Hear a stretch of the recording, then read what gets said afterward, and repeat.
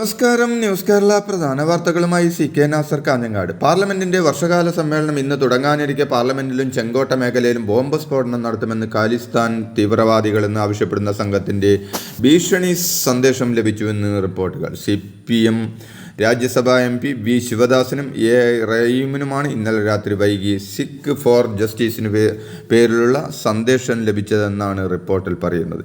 ഖാലിസ്ഥാൻ അനുകൂലമല്ലെങ്കിൽ MP-മാർ വീട്ടിലിരിക്കേണ്ടി വരുമെന്നും സന്ദേശത്തിൽ പറയുന്നു.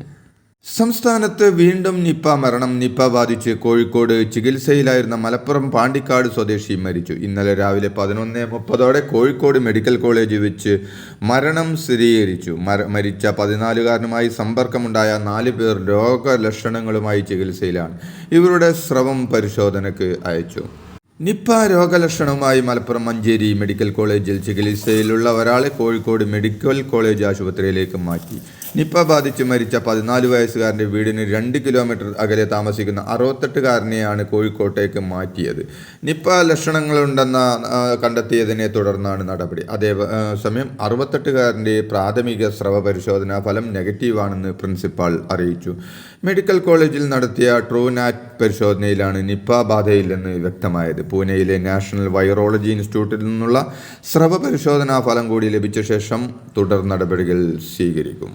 നിപ്പ രോഗലക്ഷണവുമായി ഒരാളെ കോഴിക്കോട് മെഡിക്കൽ കോളേജിൽ പ്രവേശിച്ച സാഹചര്യത്തിൽ ആശുപത്രിയിൽ നിയന്ത്രണം ഏർപ്പെടുത്തിയ അധികൃതർ അത്യാവശ്യമുള്ളവർ മാത്രം OP പരിശോധനയ്ക്ക് എത്തിയാൽ മതിയെന്നാണ് നിർദ്ദേശം. ആശുപത്രിയിൽ സന്ദർശകർക്കും കർശന നിയന്ത്രണം ഏർപ്പെടുത്തി. അതേസമയം അത്യാഹിത വിഭാഗം സാധാരണ പോലെ പ്രവർത്തിക്കുമെന്നും അധികൃതർ അറിയിച്ചു. കേരളത്തിൽ ഒരു നിപ്പ മരണം കൂടി റിപ്പോർട്ട് ചെയ്തതിനെ തുടർന്ന് നിർദ്ദേശങ്ങളുമായി കേന്ദ്രം. രോഗബാധിതരുടെ 12 ദിവസത്തെ സമ്പർക്കങ്ങൾ കണ്ടെത്തണമെന്ന് കേന്ദ്രം നിർദ്ദേശിച്ചു.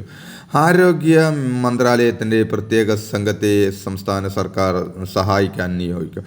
സമ്പർക്കത്തിൽ വരുന്നവരെ അടിയന്തര ക്വാറന്റൈനിലേക്ക് മാറ്റണം. സാമ്പിൾ പരിശോധനയ്ക്ക് അയക്കണമെന്നും നിർദ്ദേശമുണ്ട്. മൊബൈൽ BSL-3 ലബോറട്ടറി കോഴിക്കോട് എത്തിച്ചുവെന്നും കേന്ദ്രം വിശദീകരിച്ചു. മലപ്പുറത്ത് നിപ്പ സംശയിച്ച് നിരീക്ഷണത്തിൽ കഴിയുന്ന 7 പേരുടെ സാമ്പിളുകൾ നെഗറ്റീവ്. 6 പേർ മഞ്ചേരി മെഡിക്കൽ കോളേജിലും ഒരാൾ കോഴിക്കോട് മെഡിക്കൽ കോളേജ് ആശുപത്രിയിലുമാണ് ചികിത്സയിലുള്ളത്. നിപ്പ ബാധിച്ച് മരിച്ച 14 വയസ്സുകാരൻ്റെ ബന്ധുക്കൾക്കും രോഗലക്ഷണമില്ല. സമ്പർക്ക പട്ടികയിൽ ഉള്ളവരിൽ 101 പേരെ ഹൈറിസ്ക് വിഭാഗത്തിലാണ് ഉൾപ്പെടുത്തിയിട്ടുള്ളത്. 68 പേർ ആരോഗ്യ പ്രവർത്തകരാണ്.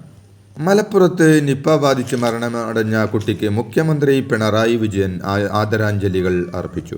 കുടുംബത്തിൻ്റെ ദുഃഖത്തിൽ പങ്കുചേരുന്നുവെന്നും കുട്ടിയുടെ ജീവൻ രക്ഷിക്കാൻ സാധ്യമായ എല്ലാ ശ്രമങ്ങളും നടത്തിയിരുന്നുവെന്നും മുഖ്യമന്ത്രി പറഞ്ഞു. 24 മണിക്കൂറും പ്രവർത്തിക്കുന്ന കൺട്രോൾ റൂം ആരംഭിച്ചിട്ടുണ്ട്. മഞ്ചേരി മെഡിക്കൽ കോളേജിൽ 30 ഐസൊലേഷൻ റൂമുകളും കോഴിക്കോട് മെഡിക്കൽ കോളേജിൽ ആവശ്യമായ അതിതീവ്ര പരിചരണ സംവിധാനങ്ങളും ക്രമീകരിച്ചിട്ടുണ്ട്. വയനാട് ദുരിതാശ്വാസ ക്യാമ്പുകളിലായി പ്രവർത്തിക്കുന്ന സ്കൂളുകൾക്ക് ഇന്ന് അവധി പ്രഖ്യാപിച്ചു. ജില്ലാ കളക്ടർ DR മേഘശ്രീയാണ് അവധി പ്രഖ്യാപിച്ചത്. അതേസമയം കേരളത്തിൽ കനത്ത മഴയ്ക്ക് ശമനം. കണ്ണൂരും കാസർഗോഡ് ജില്ലകളിലും മാത്രമാണ് ഇന്ന് മഞ്ഞ അലർട്ട് ഉള്ളത്. കർണാടകയിലെ ഷിരൂരിലെ മണ്ണിടിച്ചിലിനെ തുടർന്ന് കാണാതായ അർജുനു വേണ്ടി റോഡിലുള്ള തെരച്ചിൽ ഇനി റോഡിൽ തുടർന്നേക്കില്ല. റോഡിലേക്ക് വീണ 90% മണ്ണും നീക്കിയെന്നും ഇത്രയും തെരഞ്ഞിട്ട് ഈ വലിയൊരു ട്രക്കിൻ്റെ ഒരു സൂചനയുമില്ലെന്നും കർണാടക റവന്യൂ മിനിസ്റ്റർ വ്യക്തമാക്കി. GPS സിഗ്നൽ കിട്ടിയ ഭാഗത്ത് ലോറിയില്ലെന്ന വിവരമാണ് തെരച്ചിലിനുണ്ടായിരുന്നവർ നൽകുന്നത്. അതിനാൽ കരയിൽ ട്രക്ക് ഉണ്ടാവാൻ സാധ്യത വളരെ കുറവാണെന്നും കർണാടക റവന്യൂ വകുപ്പ് മന്ത്രി വിശദീകരിച്ചു. കർണാടകയിലെ ഷിരൂരിൽ ദേശീയപാതയിലുണ്ടായ മണ്ണിടിച്ചിലിൽ കാണാതായ അർജുനു വേണ്ടിയുള്ള തെരച്ചിൽ ഗംഗാവാലി പുഴയിലേക്ക്. തെരച്ചിലിനു വേണ്ടി കൂടുതൽ അത്യാധുനിക സംവിധാനങ്ങൾ സൈന്യം എത്തിക്കും. പൂനെയിൽ നിന്നും ചെന്നൈയിൽ നിന്നുമായി കൂടുതൽ റഡാറുകളടക്കം കൊണ്ടുവരും. വലിയ മണ്ണിടിച്ചിലുണ്ടായ സാഹചര്യത്തിൽ പുഴയിലെ മൺകൂനയിലാകാം ലോറിയുള്ളതെന്നാണ് ഇപ്പോൾ സൈന്യത്തിൻ്റെ നിഗമനം. AIYF പത്തനംതിട്ട ജില്ലാ ശില്പശാലയിൽ മുഖ്യമന്ത്രിക്ക് നേരെ വിമർശനം. തെരഞ്ഞെടുപ്പ് തോൽവിയിലാണ് മുഖ്യമന്ത്രിക്ക് നേരെ വിമർശനം ഉയർന്നത്. മുഖ്യമന്ത്രിയുടെ ഏകാധിപത്യ ശൈലിയും ധാർഷ്ട്യവും ജനവികാരം എതിരാക്കിയെന്നും മുഖ്യമന്ത്രിയുടെ രക്ഷാപ്രവർത്തന പരാമർശം സർക്കാരിൻ്റെ പ്രതിച്ഛായ തന്നെ ബാധിച്ചുവെന്നും ശില്പശാലയിൽ അഭിപ്രായം ഉയർന്നു. സാമൂഹ്യ സുരക്ഷാ ക്ഷേമനിധി പെൻഷൻ വിതരണം ജൂലൈ 24-ന് തുടങ്ങുമെന്നും ധനമന്ത്രി KN ബാലഗോപാൽ അറിയിച്ചു.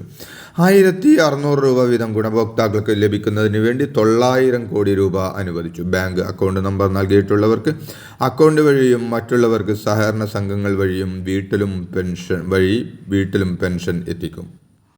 മലബാറിലെ +1 സീറ്റുകളുടെ കുറവ് പരിഹരിക്കണമെന്നാവശ്യപ്പെട്ട് ഡോക്ടർ MK മുനീർ നടത്തിയ സത്യഗ്രഹം പ്രകടനം മാത്രമാണെന്ന പൊതുവിദ്യാഭ്യാസ മന്ത്രി വി ശിവൻകുട്ടിയുടെ പ്രസ്താവന അങ്ങേയറ്റം നിലവാരമില്ലാത്തതാണെന്ന് പ്രതിപക്ഷ നേതാവ് VD സതീശൻ പറഞ്ഞു. മുസ്ലിം ലീഗിന്റെ സമുന്നത നേതാവും മുൻ മന്ത്രിയുമായ MK മുനീറിനെ അപമാനിക്കുകയാണ് മന്ത്രി ചെയ്തതെന്നും നിരുത്തരവാദപരവും അപഹാസ്യവുമായ പ്രതികരണമാണ് വി ശിവൻകുട്ടിയുടെ ഭാഗത്തു നിന്നുണ്ടായതെന്നും VD സതീശൻ കൂട്ടിച്ചേർത്തു.